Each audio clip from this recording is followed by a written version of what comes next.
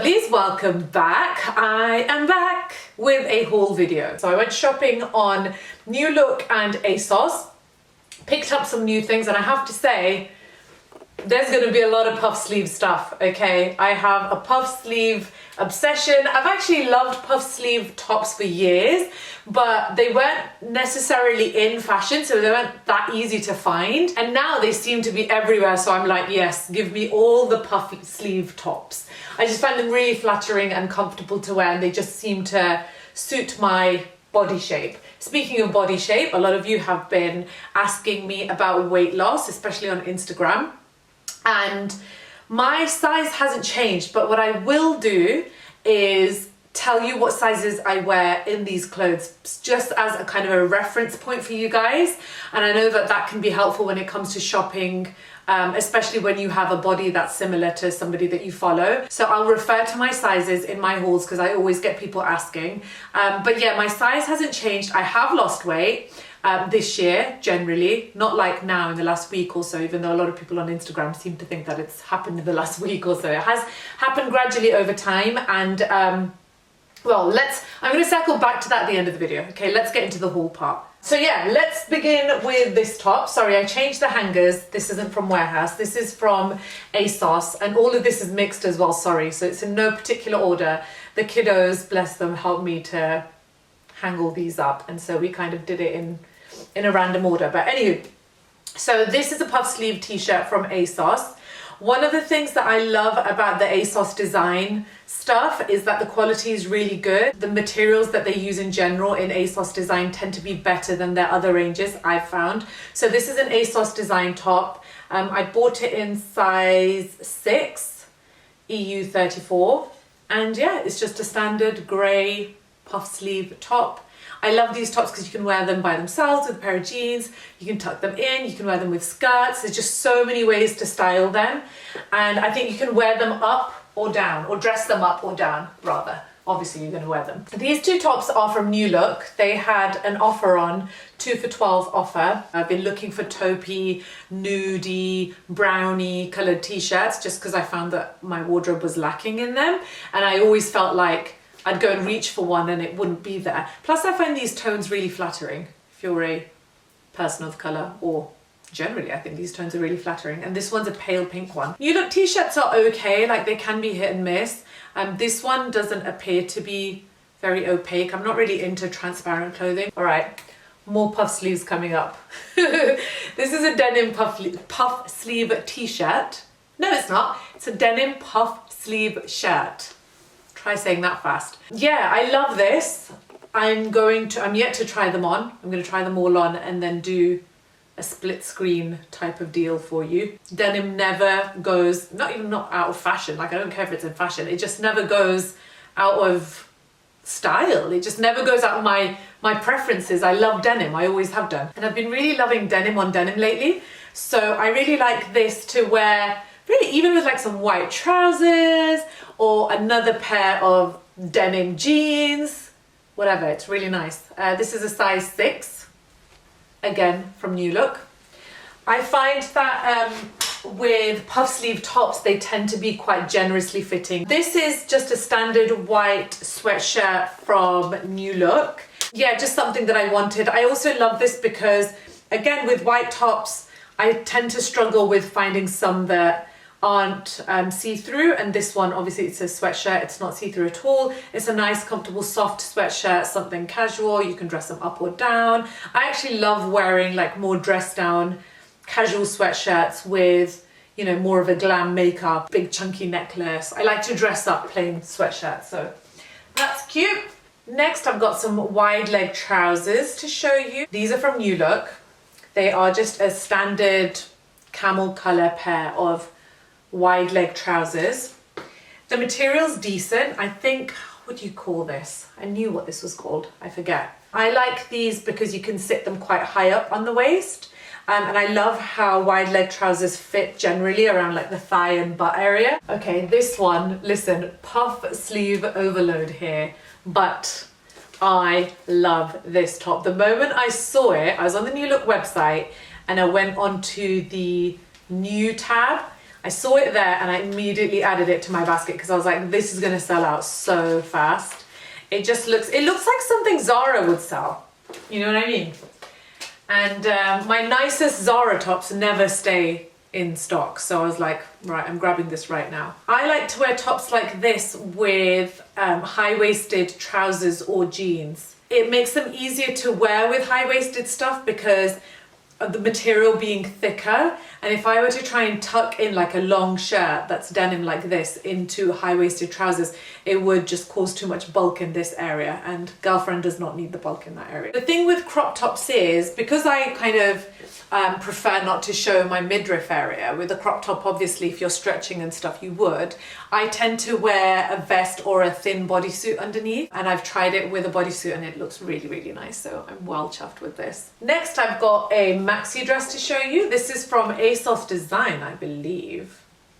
Yes, I love this maxi dress. This is what I would call like a formal casual maxi dress. I don't know if that's the technical word. It's pinstripe, got a frill there, and it's got a deep neckline at the front there, which looks very feminine.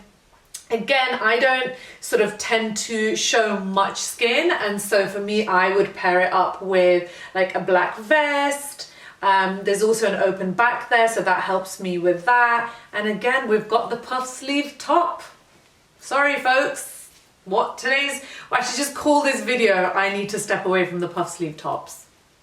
But yeah, it's really nice, super flattering. I love, love, love tailored clothes. They are just the best, in my opinion. They just are completely timeless and so flattering. With a dress like this, especially with like the ruffle going on at the bottom and the puff sleeves here, having a nice tailored sort of waist area, just kind of, I think it makes it look really classy. And again, it's nice, especially if you've got like a curvy shape. And that's something with me, well, I'll get to sort of body stuff at the end, but for me, having something that fits well in the waist area, whether it's sort of got a stretchy bit there, even better if it is properly tailored, not necessarily just elasticated, it just works really well. I think for most women's body shapes, most mums' body shapes, at least. I need to return this, but you guys, I had to show this to you because if you are taller than me, I'm 5'3", get this jacket. It's just too long for me on the sleeves and I'm so gutted. A trench coat, but made of this linen, is it linen or linen-like material? And I love it, but it's just, I don't know. Some people can pull off that, you know, oversized jackets humongous on me look. You know, you see those people at fashion weeks and they wear stuff like this and they can somehow get away with it, but I simply cannot. So get it, if this fits you, I would, I wish they had. So the size is 4. It is the smallest size, but it is an oversized, I was gonna say overgrown, oversized jacket. No GMOs in here. Yeah, I guess it's just the style of it. It's just so nice, you guys. Look at the color. Oh, I love it so much. First time in my life, I wish I was taller. Okay, another jumpsuit, nice sort of neutral jumpsuit. I love a lightweight jumpsuit that you can just kind of prance about in your home, especially in the summer times, which I hope we get some sunshine soon. I am anticipating. I'm getting ready, I'm gearing up for the next heat wave, and this jumpsuit is in anticipation of that. So yeah, it's got this elasticated waist.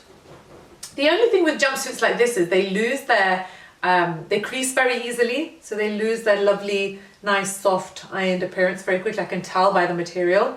Okay, this skirt is from ASOS. It's from their tall department, but, you know, for someone who's not tall, apparently 5'3" is average, you guys. I grew up thinking 5'3" was small, petite, or what is it, short, rather. And then, yeah, my doctor said no, actually. 5'3" is average for women. I don't think it is, but anywho. This is a midi skirt on somebody who's tall. But for somebody who is not, it becomes a maxi skirt. Whatever, I like it. It's really nice. It's very flattering. It's got the lovely pleats in there. I love sage green. Sage green and like that periwinkle pastel blue. I don't have many items in that color, but these are the types of colors that I'm very glad to see in the summertime, just because they're so pretty. I love to look at these colors, you know, and they suit everyone. They look so nice. Something simple like a white t-shirt or a white shirt, you know, you can wear it with black as well, but I just love stuff like this with just like a simple top. So that is my final purchase. Oh no, it's not. Shoesies. Are they all from the wide section? Yes, they are. So the thing with me is I have very interesting curves. I have curvy feet, so my feet are small. I'm a size sometimes 4.5, sometimes 5, but they are quite wide in one particular part of the front, which doesn't normally fit into wide shoes, but I have to like size down, and I find that the uncomfortable shoes like stilettos, when I buy them in slightly wider sizes, they tend to be worlds easier for me to wear. So I just love and New Look seem to have kind of nailed the wide shoes, I think. It's still sometimes hit and miss, but generally they've nailed it. So the first, can you see these? These sandals, white ones, are from New Look. And they are so comfortable, you guys. They fit like a glove. I got them in size 5. I wanted some white sandals just for, you know, the summertime with my dresses and stuff. They fit so well. I also got these, some black slide-ons. These also fit so well, and they are so comfortable. Literally, I mean, look, it's not like I've gone on long walks with them. The moment I put them on, they fit like a glove, and they reminded me of my Birkenstocks. There, I said it.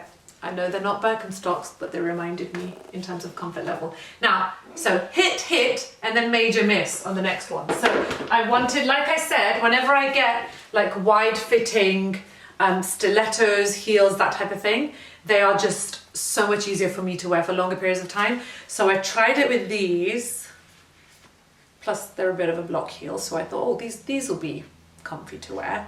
But they're really big for me. So that's a size 5. I think I'm going to send them back if they still have them. I don't know if they had them in a size 4, but I'm going to replace them because how nice is the colour? Loves it. That's my fashion haul. I hope you enjoyed. How much time do I have left? Okay, we have a few minutes. Going back to body stuff and weight loss stuff. So what was I going to say? First I talked about curves. So my body shape hasn't changed in the fact that I still have, I always have since like puberty had a very curvy shape. So my waist has always been small compared to my hips. I have like really full hips compared to my waist size. So my tops will vary in terms of what size I wear depending on what top I'm wearing. So let me illustrate. For example, if I am wearing like a top in a regular t-shirt in size 8, then that will fit fine. But then if I then buy a dress, an 8 will be too big and I'll need a 6 for it to fit properly around my waist. But then in terms of trousers and jeans, there's no way a 6 is going to fit me. An 8 usually does, but often doesn't because the 8 assumes that you're an 8 here, right? And it becomes too uncomfortably tight for me around my hip area. And then 10 is too big. So I kind of, because the shape, it's kind of like the hips are kind of mismatched to my waist. Not really, like I'm created fine, but in terms of like the sizing in the shops, there seems to be a mismatch. I don't know, am I explaining that okay? I don't know, if any of you have those types of issues, let me know. And in terms of weight loss, so there's nothing differently that I've done that I haven't mentioned in any of my videos. That's why I don't feel like it warrants a new video about weight loss. Like I made dedicated videos about weight loss. I'll link that below. I've talked bazillions of times about like what I eat and stuff that I avoid in my chatty videos all over my Instagram. I have also made a video about acne, I think, and in that I mentioned why I don't have dairy, so there's that. Or I do have dairy but very little. That's kind of, sorry, I'm just making sure my mic doesn't die. So yeah, that kind of that's where I am in terms of weight and in terms of exercise. One new thing that I've started to do during lockdown is go for runs. So I have found a newfound love of running. I just find that it's kind of therapeutic. I guess you find therapy in your life where you seek it, right? And so when you seek out activities that give you peace and calm and they kind of lighten you, you find a sense of joy in that. And I think that then affects what you eat and how you take care of your body. But I have to say, look, you guys know, and I know you know, right? Energy in, energy out. If you're putting more energy into your body in terms of calories and not burning enough, obviously you're going to gain weight, and vice versa. That's how weight loss works. So I don't feel like, again, I don't think this warrants a new video, but I have to say, addressing your relationship with food is one of the healthiest things that you can do for yourself. And that's what I've found as well. This hasn't happened during lockdown, but kind of over the past couple of years. So I now eat way better. I eat on time. I eat my 3 meals. I don't deprive my body. I don't diet. Even stuff that I avoid, stuff like dairy, I won't completely cut it out. I don't believe in depriving the body 100% if that's what it craves. I eat very little meat, so I call myself a part-time vegan. But if I'm really craving chicken and it's organic or free range and halal, obviously, I'll have it. So I feel like having a healthy relationship with food will really affect how your body looks and feels, and it won't cause negative side effects. People who lose a lot of weight very quickly, their periods can be affected, for example, your skin can be affected, your moods can be affected. And I'm somebody who, back when I was at uni, I did the Atkins diet, which I hate. And a friend of mine was actually an athlete, and she used to constantly be on something like the Atkins diet. In other words, she had no carbs. She had a killer body. She was a javelin thrower, I want to say, javelinist? I don't know, javelin. And she always used to say how much a lack of carbs affected her moods. I didn't take the hint, and I went on the Atkins diet and I was miserable. It was depressing. It actually depressed my mood.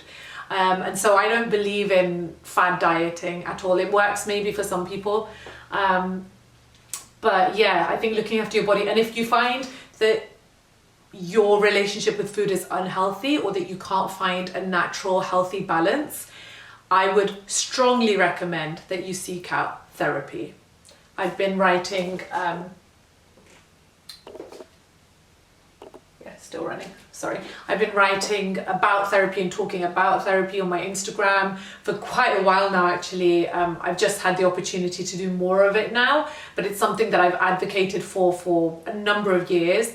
And honestly, instead of trying to DIY it or go on crazy crash diets, or worse, because even if you chose to have lipo done to lose weight, that's not permanent. A lot of people gain that weight back. So it's not just an external thing, it's what's happening on the inside. It's the internal you that has got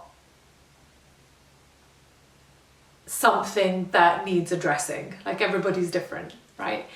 So I would strongly recommend that you seek help in that way. And because you guys know, doing exercise is good for you. And I love doing exercise generally. Anyway, I have done for years. I feel like it's a great way to just have fun in life, right? What else have I done differently? Yeah, that's it, really. Nothing else. I do a bit more yoga and meditation now than I used to, which is great, because I learned recently that women carry negative energy here. So especially in your love handles. And so when you are carrying a lot of that in the form of pain or trauma or just negativity in general towards yourself or towards others, that can really manifest in this part of the body. And the more you work through that to untangle that, pick it apart, go through the pain of resolving all of that trauma, letting it go, accepting things as they are, treating yourself with more love, accepting and inviting more love into your life, feeling the benefits of that can actually, and it's not just like crazy woo-woo stuff, you guys, like the more you let go, the more, because it's a scientific fact anyway, your metabolism is affected by stress, and if you're a negative person, you're stressed more often, and so it's harder to lose weight. I'm not saying that applies for everyone, but that's like one thing that's at play there. Stress hormones can make your body hold on to the weight. So like if you're under a lot of stress and you're doing like, you know, 8 hours of exercise a day, your body might not let go of that fat, because your body, when under stress, immediately goes to panic mode and wants to hold on to that energy, right? Because it's thinking, oh my gosh, I'm going to need to reserve this energy source, so I can't let go because this, you know, the human is stressed. So letting go of stresses and addressing your internal world can really affect you on the outside as well.